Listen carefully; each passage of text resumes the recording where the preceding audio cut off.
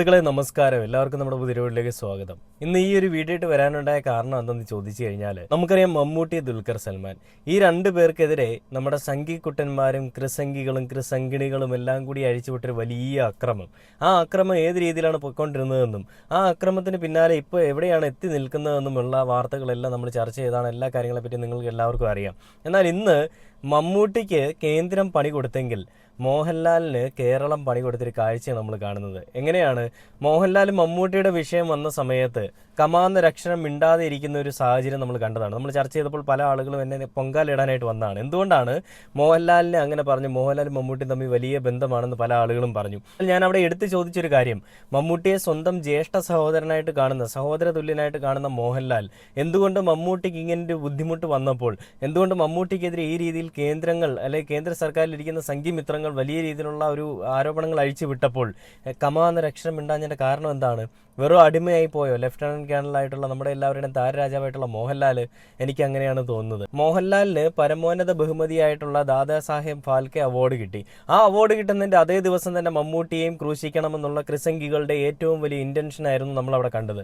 ആ ഇന്റൻഷന്റെ പേരിൽ ഉമാര് കാണിച്ചു കൂട്ടിയ പോരാട്ട നാടകത്തിനൊപ്പം മോഹൻലാലും കൂട്ടു നിന്നു എന്ന് ഞാൻ പറഞ്ഞാൽ അത് തള്ളിക്കളയാൻ നിങ്ങൾക്ക് ആർക്കെങ്കിലും പറ്റും? ഒരിക്കലും തള്ളിക്കളയാൻ പറ്റില്ല. കാരണം മോഹൻലാൽ ഒന്നും മിണ്ടിയിട്ടില്ല എന്നുണ്ടെങ്കിൽ മോഹൻലാൽ പരോക്ഷമായിട്ടോ പ്രത്യക്ഷമായിട്ടോ ഇവരോടൊപ്പം ഉണ്ടായിരുന്നു എന്നുള്ളതാണ് അവിടെ നമുക്ക് തെളിവാകുന്നത്, അല്ലെ നമുക്കിത് മനസ്സിലാവുന്നത്.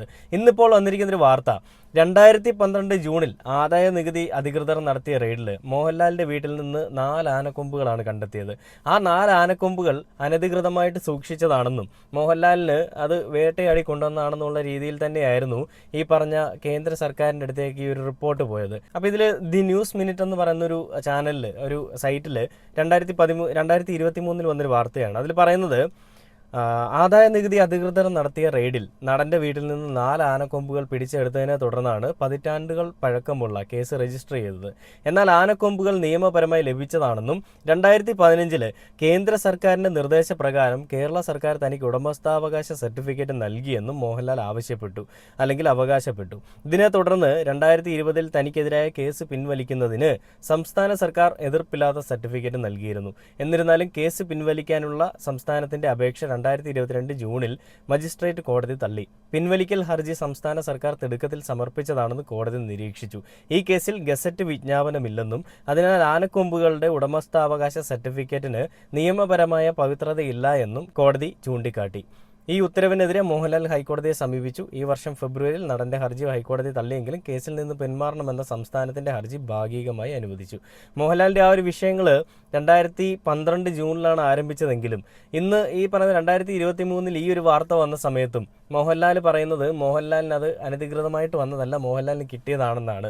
എനിക്കൊന്ന് വീടിൻ്റെ അടുത്തൂടെ പോയപ്പോൾ ആന ഊരി കൊടുത്തിട്ട് പോയതായിരിക്കും. എനിക്ക് മോഹൻലാൽ എന്ന് പറയുന്ന വ്യക്തിയോട് ഒരു വിരോധവുമില്ല, മമ്മൂട്ടിയോടോ അല്ലെങ്കിൽ ആരോടും എനിക്കൊരു വിരോധമില്ല, സംഘികളോടും ഒരു വിരോധമില്ല. പക്ഷേ ഇവരുടെ എല്ലാവരുടെയും നിലപാടുകളിൽ ചില വ്യത്യാസങ്ങളുണ്ട്. ആ വ്യത്യാസങ്ങളായിട്ടുള്ള കാര്യങ്ങളെ പറ്റിയാണ് നമ്മൾ സംസാരിക്കുന്നത്, അല്ല അതിനെയാണ് നമ്മൾ എതിർക്കുന്നത്. നിയമം എന്ന് പറഞ്ഞാൽ നിയമം എല്ലാവർക്കും ഒരുപോലെ ആയിരിക്കണം, അല്ലേ? അതിപ്പോൾ വേടനാണെങ്കിലും സുരേഷ് ഗോപി ആണെങ്കിലും ഏതവനാണെങ്കിലും നിയമം ഒരുപോലെ തന്നെ ആയിരിക്കണം. വേടന്റെ കഴുത്തിൽ പുലിപ്പല്ല് കിടക്കുന്നു എന്ന് പറഞ്ഞുകൊണ്ട് എന്തൊക്കെ ലഹളകളായിരുന്നു.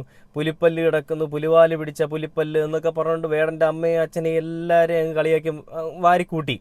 എന്നിട്ട് എല്ലാം കഴിഞ്ഞിട്ട് പിന്നീട് മമ്മൂട്ടിയുടെയും ദുൽഖർ സൽമാന്റെയും മുകളിലേക്ക് അങ്ങോട്ട് കുതിര കയറാനായിട്ട് ചെന്നു, അല്ലെങ്കിൽ അവരുടെ മുകളിലേക്ക് അങ്ങോട്ട് അടിച്ചേൽപ്പിക്കാനായിട്ട് ചെന്നു. എന്തൊക്കെയോ ആരോപണങ്ങൾ, രാജ്യദ്രോഹിയാണ്, പിന്നെ ഈ പറയുന്ന വണ്ടി ഭൂട്ടാനിൽ നിന്ന് കടത്തിയതാണ്, പിന്നെ ഈ ഹവാല ഇടപാട് വഴി കള്ളപ്പണം വെളുപ്പിക്കുകയുണ്ടായി, മമ്മൂട്ടി കൂട്ടുനിന്നു, മമ്മൂട്ടിയുടെ ഗ്യാരേജിൽ അങ്ങനെയാണ്, മമ്മൂട്ടി ഇങ്ങനെയാണ്, മമ്മൂട്ടി മറ്റവനാണ് എന്നൊക്കെ പറഞ്ഞുകൊണ്ട് ആ ഒരു കുടുംബത്തിനെയും കൂടി അടിച്ചമർത്താൻ ശ്രമിച്ചു. അപ്പോൾ നിങ്ങളൊരു കാര്യം ഓർക്കണം, ഉന്നത കുലജാതന്റെ വണ്ടിയുണ്ട്, ആ വണ്ടിയെപ്പറ്റി ഒരുത്തനും അന്വേഷിക്കാനോ ആ വണ്ടിയുടെ ഫർദർ ആയിട്ടുള്ള നടപടികൾ സ്വീകരിക്കാനോ ആരും തയ്യാറായിട്ടില്ല.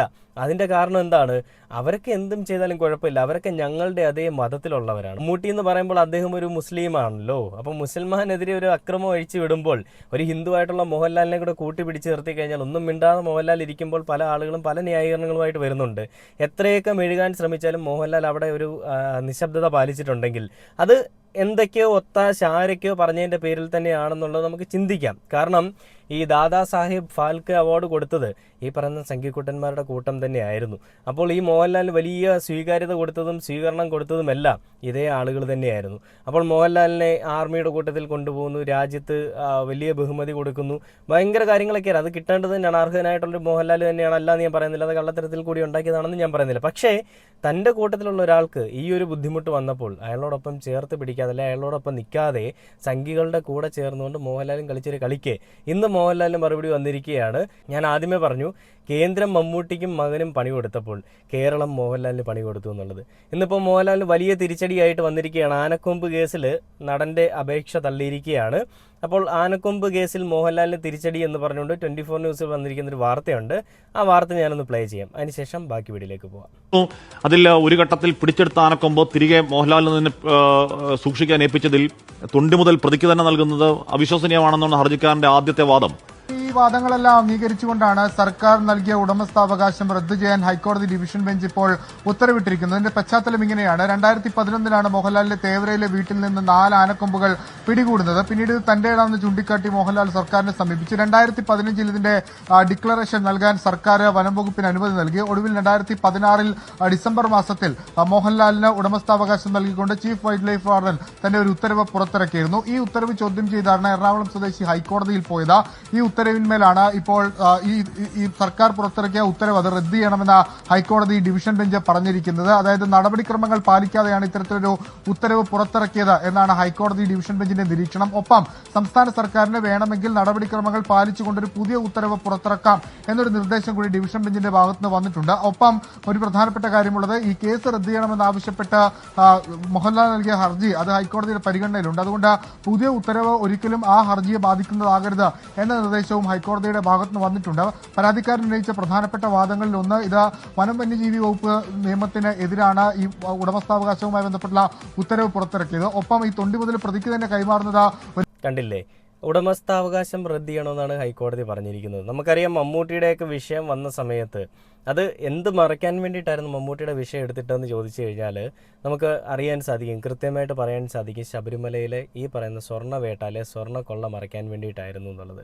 ആ കൊള്ള മറയ്ക്കാൻ വേണ്ടിയിട്ട് മമ്മൂട്ടിയെയും മകനെയും ഒക്കെ ഒരു കരുവാക്കിക്കൊണ്ട് ഇവന്മാർ കാണിച്ച വൃത്തികെട്ട പരിപാടി, അതിന് സംഘികളാണ് ഏറ്റവും കൂടുതൽ കൂട്ടുന്നത്. സംഘികൾക്കുള്ള വിരോധം അതൊരു വർഗീയത അല്ലെങ്കിൽ ഒരു മതബോധമാണ് അവന്മാരുടെ ഉള്ളിലുള്ളത്. ആ ഒരു ബോധത്തിൻ്റെ പേരിലാണ് പറയുന്ന മമ്മൂട്ടിക്കെതിരെ അവന്മാർ ഈ അക്രമം അഴിച്ചുവിട്ടത്.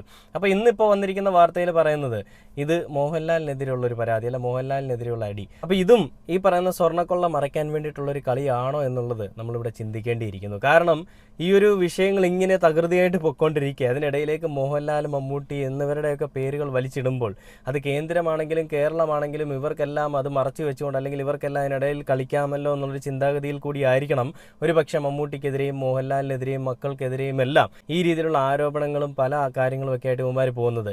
എന്തിനാണെങ്കിലും മമ്മൂട്ടിക്കിട്ട് പണി കൊടുത്ത ആളുകൾ അവന്മാരിപ്പോൾ വിഷമിക്കുന്നുണ്ടാവും മോഹൻലാലിന് പണി കിട്ടിയപ്പോൾ. കാരണം മോഹൻലാലിനെ ചേർത്ത് പിടിച്ചെങ്കിൽ മാത്രമേ മമ്മൂട്ടിക്കെതിരെ കളിക്കാനായിട്ട് ഇവന്മാർക്ക് സാധിക്കുന്നുണ്ടായിരുന്നല്ലോ. മമ്മൂട്ടിക്കിട്ട് പണി കൊടുത്തപ്പോൾ ഈ കേന്ദ്രത്തിലുള്ള അണ്ണന്മാർ അറിഞ്ഞു കാണത്തില്ല കേരളത്തിൽ നിന്ന് മോഹൻലാലിന് ഈ ഒരു പണി കിട്ടുമെന്നുള്ളത്.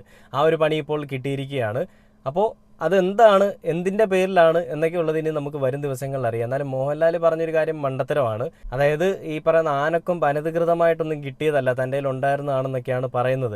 അത് ആന കൊണ്ടുവന്ന് ഊരിയിട്ടിട്ട് പോകുന്നതൊന്നും അല്ല, മോഹൻലാലിന് എവിടെ നിന്ന് കിട്ടിയതാണ്. എന്നാൽ അതിനുള്ള കൃത്യമായിട്ടുള്ള സോഴ്സ് സമർപ്പിക്കാനായിട്ട് മോഹൻലാലിന് സാധിക്കുന്നില്ല എന്നുണ്ടെങ്കിൽ അത് അനധികൃതമായിട്ട് സൂക്ഷിക്കുന്നത് തന്നെയാണ്.